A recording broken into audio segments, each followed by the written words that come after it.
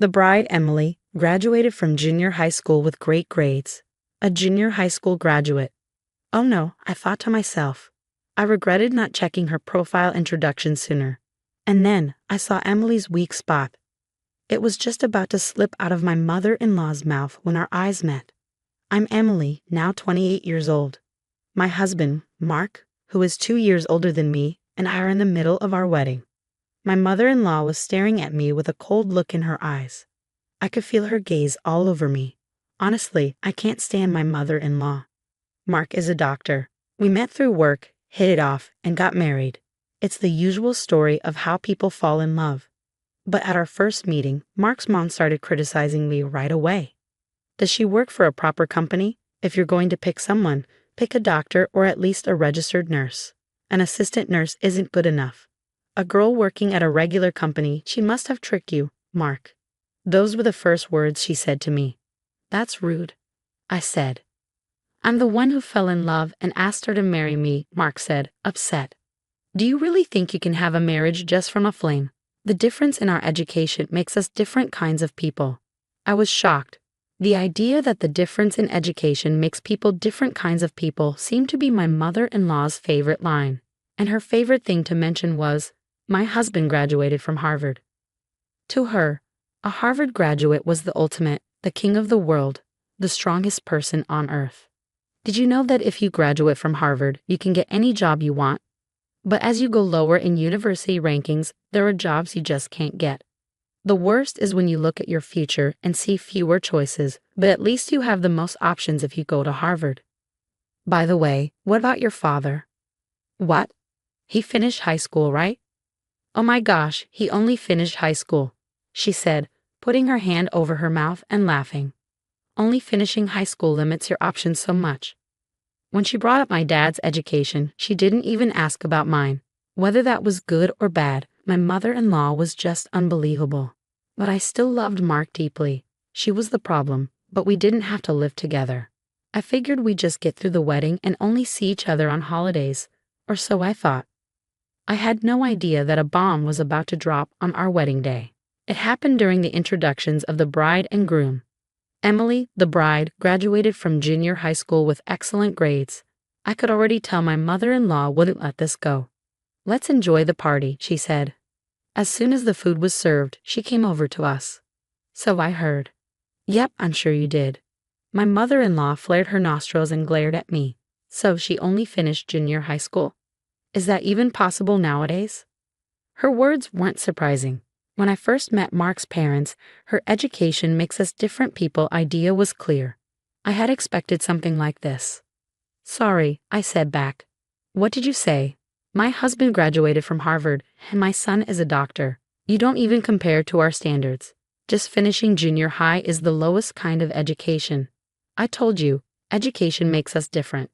Having someone like you join our family will ruin our genetic future. My mother-in-law's voice got louder. People around us started looking over, overhearing the conversation. Mark, worried about the situation, started to speak. Mom, what you don't know is Emily is. But before he could finish, the host stepped in, sensing the tension, and said, Let's move on to the next part of the program. I nodded at the host, and with a smile, I urged my mother-in-law to go back to her seat. You don't need to tell me, junior high graduate, she sneered. After the ceremony, I'll talk to you about your divorce. I can't stand the thought of our family's future being ruined by someone like you. My mother-in-law turned and walked away, her dress swishing behind her. I'm sorry, Emily, Mark apologized. It's fine, you don't need to apologize, I said with a smile, watching my mother-in-law go back to her seat, looking pleased with herself. I whispered to myself, I'll make you understand, just wait and see. I smiled to myself. The party continued, and it was time for the congratulatory speeches.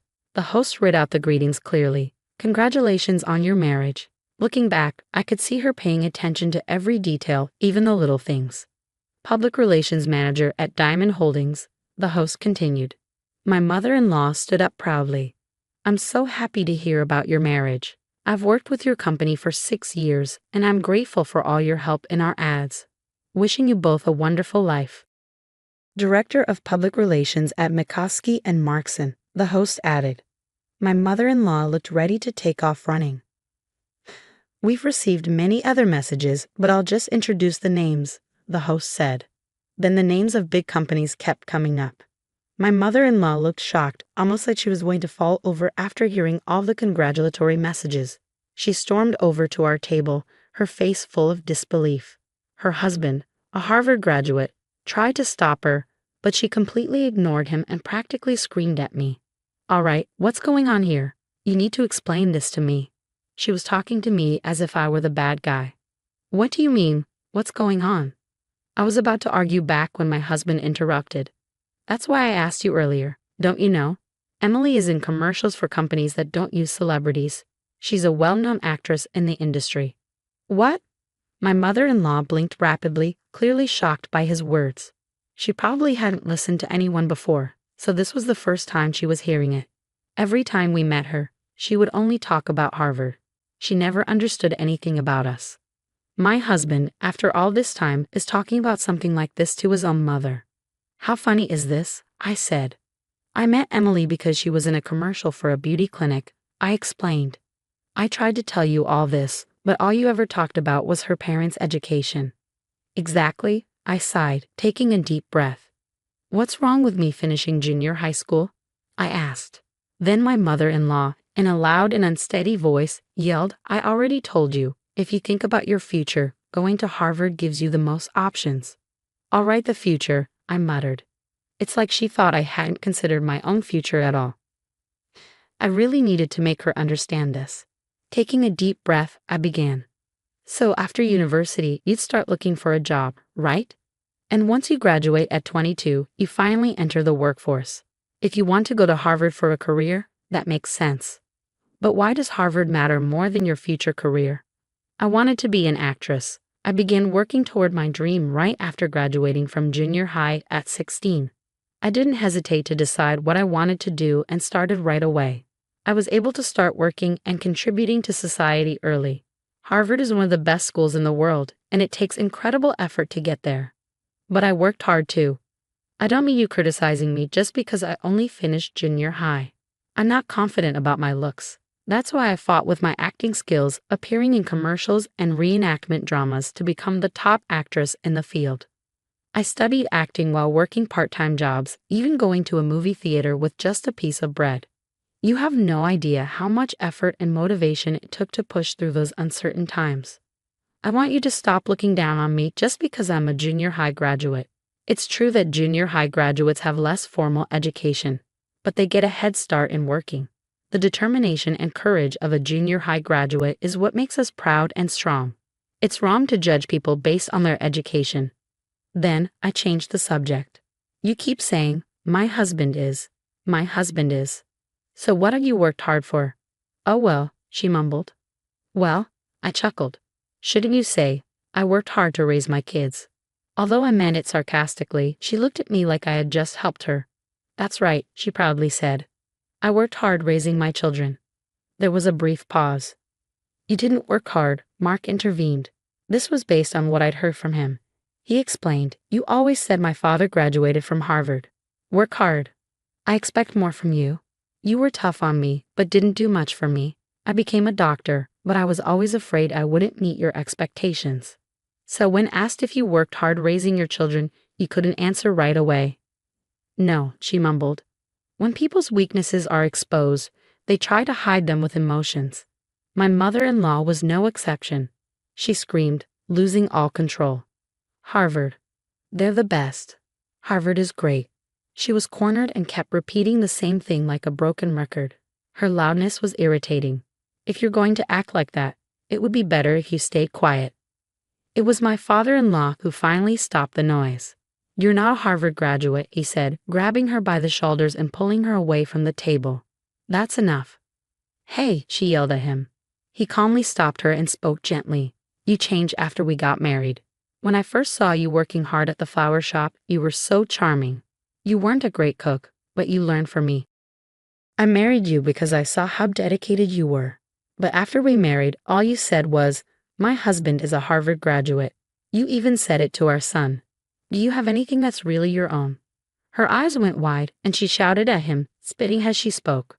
"I was chosen by you, a Harvard graduate. That's my greatness. Harvard chose me. My father-in-law sighed, looking exhausted. I'm great because Harvard chose me. You care more about the name of Harvard than anything else, don't you? It seemed like he had made up his mind. Maybe this is how marriages fall apart. After sending Mark off to start his new life with his wife, it was time for the two of us to go our separate ways. When this wedding is over, we'll talk about our divorce. It's not about Mark and Emily. It's about us. Mother-in-law's body started shaking, and just as she was about to shout, my own mother burst into the scene. "Whoa, you people," she shouted loudly, standing between my mother-in-law and me. "Mom," I gasped in surprise. "How dare you act like this at my daughter's wedding?" She looked around the room. Everyone was watching silently. Since my mother-in-law had turned into a loud, shrieking mess, no one dared to speak up. Well, it's not surprising at a wedding. Who would want to fight in front of so many people? My mom seemed absolutely furious.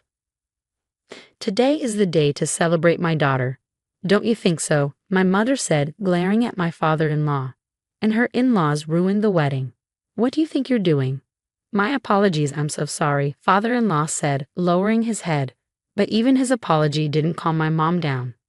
"Yes, it's true my daughter only graduated from junior high. I told her that if she wanted to study acting, she should finish high school and get to know the world a little better first. But Emily made up her mind, and since she said she wanted to pursue it, I've supported her as much as I could." Before my mother-in-law could speak, my mom cut her off. "You said Harvard is great because they're the smartest, right? Well, listen closely." Her voice was as loud as my mother-in-law's constant complaining. "My daughter taught herself French because she said it was necessary for acting. Now she's fluent. I don't think she should be looked down upon just because she graduated junior high, especially with her level of French. She's fluent in French. That's not easy, and most people would never expect it from someone like her. I did everything I could to improve my acting, and that's how I became fluent in French," my mother added. "So I want you to put aside your academic prejudice." The room erupted in applause. "We're leaving," I said. "I can't stand to watch this anymore." Father-in-law bowed to my mother and dragged my mother-in-law out of the hall. That's how our wedding ended. My friends congratulated me, and I was so happy to have worn a wedding dress. Afterwards, my father-in-law divorced my mother-in-law. She had spent too much time clinging to the name value of Harvard and feeling special because of it. She couldn't manage on her own anymore. She went back to her hometown far away. Even Mark, her son, was so hurt by her that he told her he wouldn't give her any money for living expenses, even though she raised him under the idea that Harvard is the best. I continued working as an actress in commercials. Sometimes I played a dentist, a fish shop manager, or a crime scene victim. I did all sorts of roles. Amidst all of this, I found out I was pregnant. In life, academic qualifications are important, but basing your whole value on them isn't. We should always work on improving ourselves. Tomorrow will be better than we were today. By working hard, we'll become even better than before. I gently place my hand on my growing belly. Tomorrow it will grow even bigger, and a happier day will come.